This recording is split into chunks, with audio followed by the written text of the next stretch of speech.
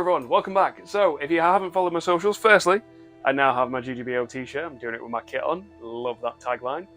You will have also missed that the headstock is now sorted. So, it does look a little bit of a mess from the back, I'm not going to lie. You can tell where obviously I've joined the wood. Yeah, I did the sawdust and wood glue trick, but obviously you're still going to have that the lines to it. So, I have a plan for the back of the headstock that will make this less obvious, I hope, but see what happens. At the end of that as well, I installed the Sperzels. Now the reason for that is I'm doing a weight test before I get onto the rest of this video, rest of the plan for this video. So what I have to do right now is I need to install the locking nut, that on the back of the headstock for the Allen key holder. I've already got the pick guard on. That's because this section here where it goes underneath the neck is so perfect. You have to take the neck off to get it in. So yeah, that was fun.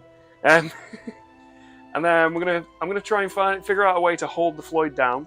Obviously, even if I did the springs and the claw, it's not gonna hold in place. It's just gonna fall off. But I'm not gonna add too much weight to it. I'm gonna add a little bit of weight because at the minute I haven't got the rest of the wiring and the battery and the claw and all that kind of stuff. So I'm gonna add a little bit of weight to try and compensate for that. And also, we're gonna do the covers, and then that's pretty much everything, so that I can figure out where the weight is. So once I've figured out where the weight is, I can get the strap locks installed, which we'll go with a Dunlop system. Now, I want to recess these, kind of like they are on the Angel of Deth, but I've never done it before, but luckily I've got two guitars up there. I'm going to have to play around with it and see what happens with it. So, that's enough chatting. I'm going to bring you in closer. We're going to get these pick guard screws done first, because it's just easier that way. And I've got my drill bit set up already. And yeah, we can go from there.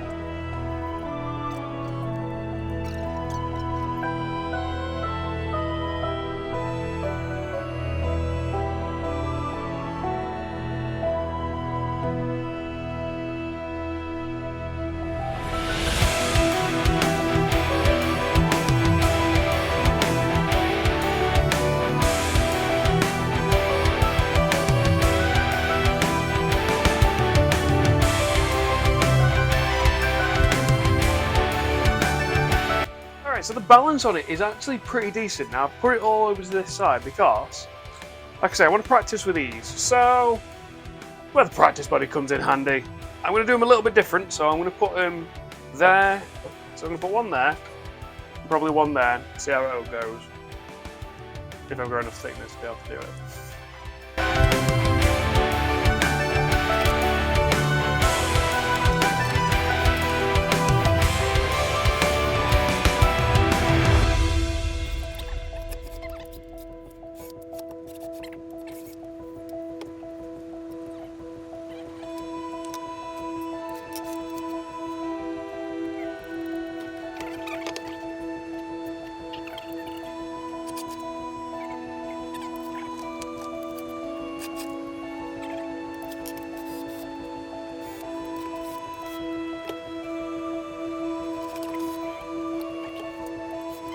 Lesson learned.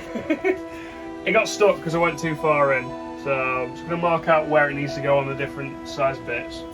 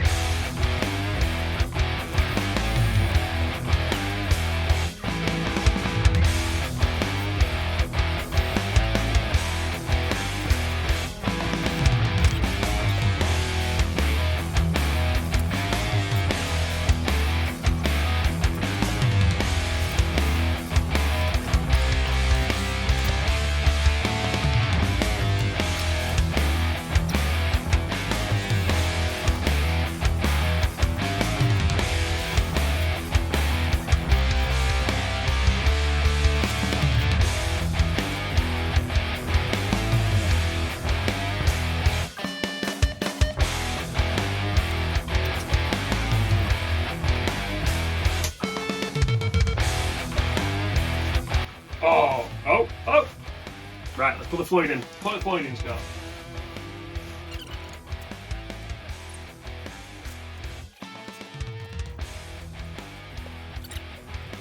Put it away, let go. There's the tiniest amount. Main thing, right, let's have a look. My belt's in there.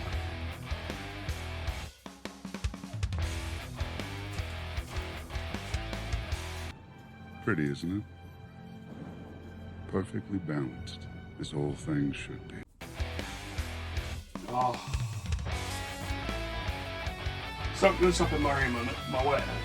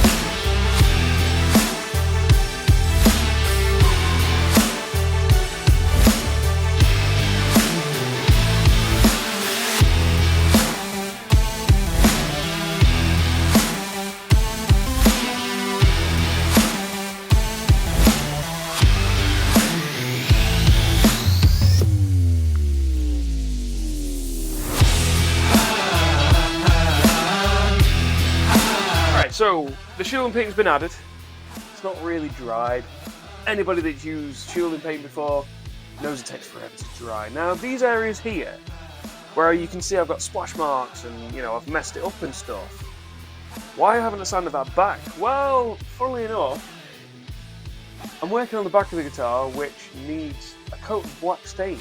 Now, I'm going to show you the concept and the ideas behind what I was going to do. So this is roughly what's going to happen. This is my kind of block piece, so I got two pieces of the wood joined together. So that's what the top's going to look like. So it's got this greenish hue to it. Now, give me a second. Yeah, so the side, excuse the horrible cut there, the side of the guitar is going to look like this. So obviously, with that wood being a lot lighter on the back, I need to add some black to it to darken it a little bit to make it look like this. Now, I'm going to say something right now. Just in case you're watching, Crouch, stop watching. No more.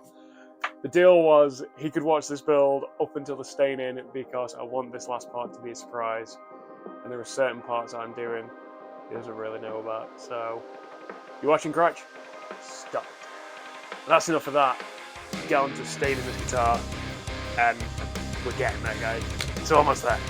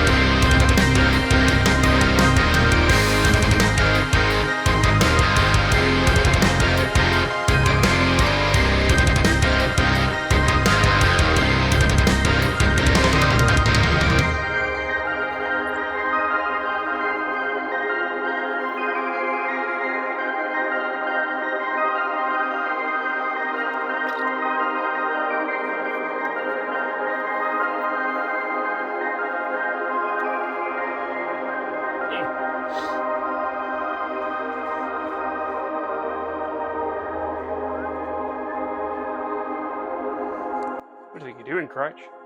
Stop watching.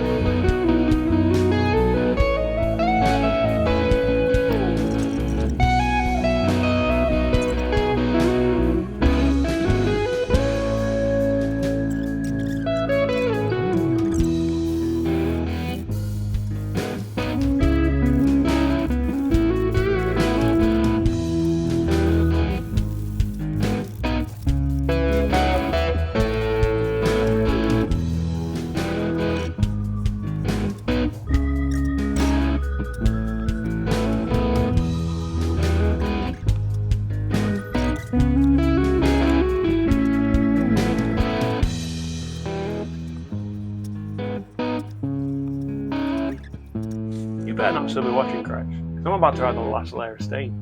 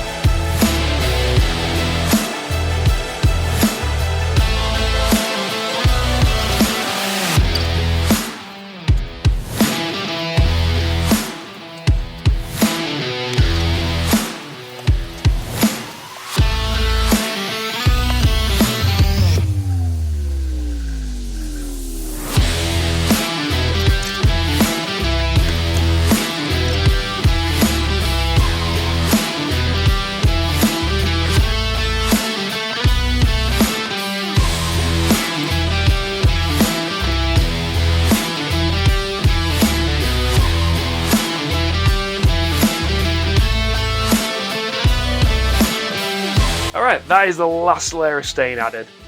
Before I get on to adding the finishing oil, because trust me, once that oil finishes added, it's all going to change and it's going to look even better. There is something that I want to talk about. So as part of GGBO, we do get updates in regards of the general competition and our specific categories in the newsletter. And one of the updates was we got invited to be part of the Crimson Guitars affiliate program. I thought that's really cool. Like, I've heard people mention affiliate program before and stuff like that, but I've never been part of one. So I emailed them back, asked them a few questions, and they were very nice. They answered my questions. They were like, yeah, look, you know, if you get approved, this is what happens. So I was like, all right, cool. So I applied, and a week later, I get the email that this guy has been approved for the Crimson Guitars affiliate program. I'm really happy about that. Like I say, I've never been part of anything like this before, but not only that, Crimson Guitar products I've been working with since my GGBO build last year. Majority of it has just been the stains, but I have just recently switched over from the Dunlop cleaning system for my fretboard and general polish to the Crimson Guitars fretboard restorative and cleaner.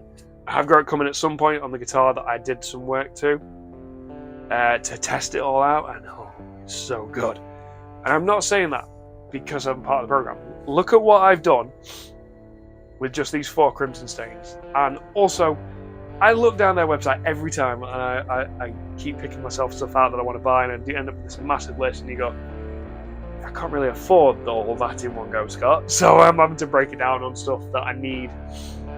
More importantly, like, you know, doing an order. The first thing I need is a not straight edge, because give me a second. These are my not straight edges. Ghetto, made it myself. Not exactly the most precise thing in the world. So yeah, definitely need a better one. So in the description of this video is now an affiliate link for Crimson Guitars for myself. So anything you buy through that link, I do get a commission of. So if you want to support me, that'd be amazing. You know, that'd be amazing. And yeah, that's enough chatting about that. I'm going to quickly nip inside and have some more kitchen roll. Kind of use it all.